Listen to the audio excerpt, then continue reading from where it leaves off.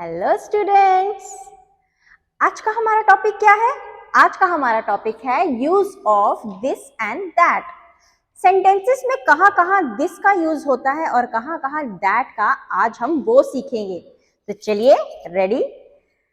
अब पहले तो हमें पता होना चाहिए कि सेंटेंसेस में दिस एंड दैट वाली चीजें होती क्या हैं। तो पहले तो मैं आपको ये क्लियर कर दूं कि चीजें, जैसे हमने अपने प्रीवियस वीडियो में क्या पढ़ा था, इज एन आर। तो अगर वहां पे भी अगर आपने ध्यान से मेरे सेंटेंसेस को देखा होगा तो वहां पे भी मैंने कुछ शब्दों का प्रयोग किया था, दैट का भी, दिस का भी, दीस का भी और दोस का भी। अगर वहां आपको एक चीज नहीं समझ में आई है तो चलिए यहां सीखते हैं कि कहां दिस का यूज होता है और कहां दैट का। ये मैं आपको कुछ डायग्राम बना के समझाती हूँ। फॉर एग्जाम्पल, ये एक बॉल है, ठीक है, और मैं यहां खड़ी हूं, ठीक है, मेरी पोजीशन और बॉल की पोजीशन। अब यहां पे सेम एक ट्री है, ठीक है, और मेरी पोजीशन है यहां। ये चलो एक पिक्चर बना के दिखा देते हैं। फॉर एग्जाम्पल, ये मैं हूं, क्यूट। अब देखिए, फ्रॉम माई पोजीशन, मेरी पोजीशन से ट्री पास में है और बॉल कहां है, दूर, ठीक है। ट्री पास है और बॉल कहां है, दूर। तो जब मुझे ये कहना पड़ेगा तो मैं ट्री के लिए क्या कहूंगी, दिस इज अ ट्री, क्योंकि ये मेरे पास है। और बॉल क्योंकि दूर है तो मैं उसके लिए क्या कहूंगी, that is a ball. So this और दैट का प्रयोग पास यानी कि नियर और फार, ये देख के किया जाता है कि जो ऑब्जेक्ट है वो पास है या दूर है। अगर पास है तो हम कहेंगे दिस इज अ ट्री, अगर दूर है तो हम कहेंगे दैट इज अ बॉल। तो वो चीजें कुछ भी हो सकती हैं। फॉर एग्जाम्पल, मेरे पास ये एक पेन है, मैं कहूंगी दिस इज अ पेन। और इसी तरीके से फैन मेरे साथ अगर दूर है तो हम क्या कहेंगे उसे, दैट इज अ फैन। तो आई होप आपको क्लियर हो गया होगा कि सेंटेंसेस में दिस एंड दैट कहाँ यूज किया जाता है।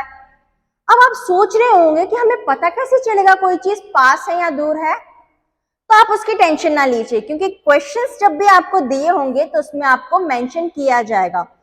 कुछ कुछ बुक्स में इस तरीके से हाथ बनाया होता है कि अगर इस पोजीशन में है तो वो दूर है और अगर इस पोजीशन में है तो वो पास है। या कहीं कहीं बुक्स में एरो का यूज किया जाता है। दूर की चीजों के लिए इस तरीके से एरो लगाते हैं और जो चीज पास होती है उसमें हम एरो का इस्तेमाल नहीं करते हैं। तो यही सारे क्लूज देख के आपको पता लग जाएगा कि आपने दिस कहाँ यूज करना है एंड दैट कहाँ। चलो कुछ एक्सरसाइज करते हैं, ठीक है। लेट अस सी, मैं यहां पे दो डायग्राम बनाती हूं। Again a ball, easy to draw. ये एक फ्लावर है, ठीक है, और ये एक पेन या पेंसिल, जो भी आपको ठीक लगे। अब मैं इन्हीं के साथ साथ कुछ सेंटेंसेस लिखूंगी, ओके।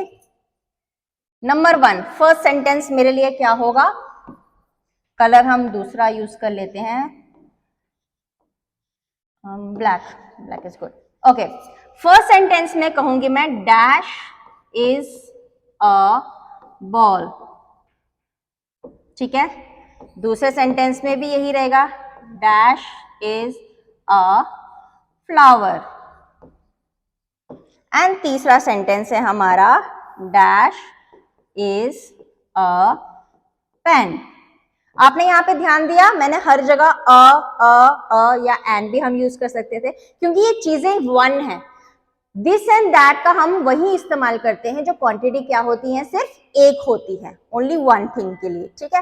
तो अब देखो, अब मुझे पता कैसे चलेगा मेरे पास कौन सी चीज है और दूर कौन सी चीज है। तो उसके लिए मैं कुछ यहाँ पे एक बना लेती हूँ। यहाँ पे मैंने एक एरो दे दिया और यहाँ एरो नहीं दिया। आप गेस कर सकते हैं कौन सी चीज पास है और कौन सी दूर।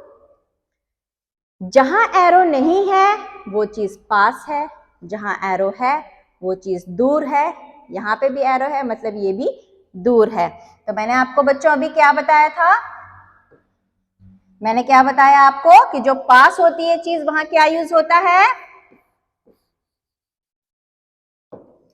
दिस, और एरो लगा है यानी कि दूर की चीज है, तो यहां क्या यूज होगा, दैट। ठीक है, और ये भी क्या है, एरो लगा है तो मतलब कौन सी चीज है, दूर की चीज है, तो बच्चों यहां क्या आएगा, इसका आंसर आप मुझे कमेंट बॉक्स में देंगे।